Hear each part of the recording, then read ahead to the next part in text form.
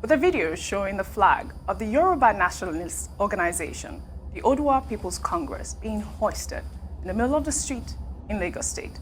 Let's take a quick look at this video before we come back for a discussion.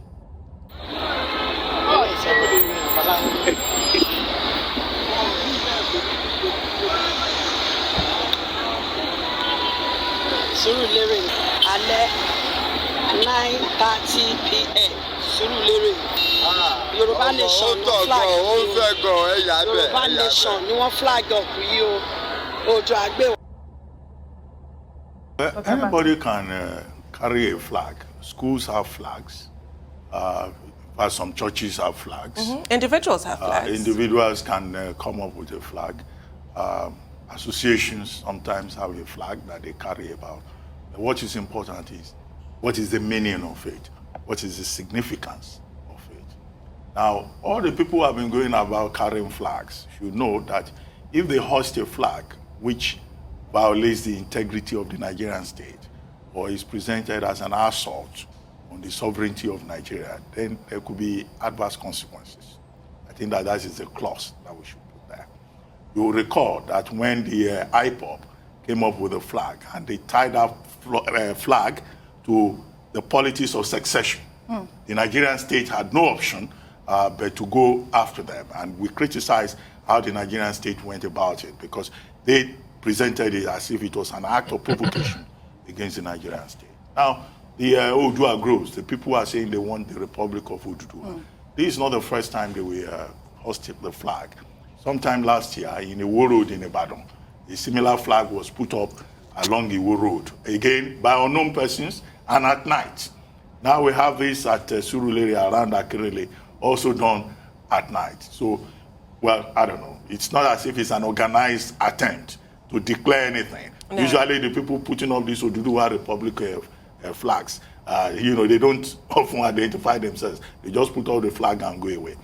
Because perhaps they understand that if the significance is beyond that, there could be consequences, there could be sharp reaction from the Nigerian state.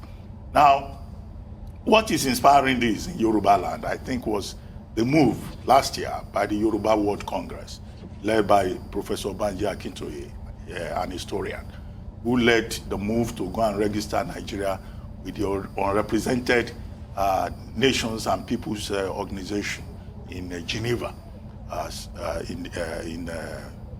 that's in Switzerland, right? Yes. Right. And on the basis of that, when Professor Akintoye came back, he said, the identification with UNPO has now given the Yoruba people the right to have their own flag.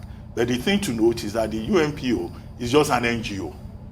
It's not as if it's an organ of the United Nations, right? But as Tundo pointed out, you have many of these groups, even in Yoruba land, who are talking about what is wrong with Nigeria and who are taking symbolic steps, gestures, to prove that they are dissatisfied with Nigeria. Take the Yoruba World Congress or the Yoruba Youth Coalition or the Oduduwa People's Organization.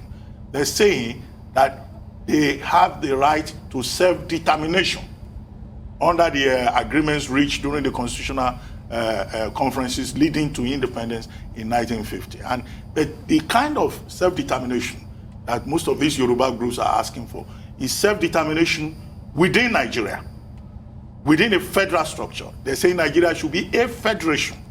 They don't want the 1999 constitution.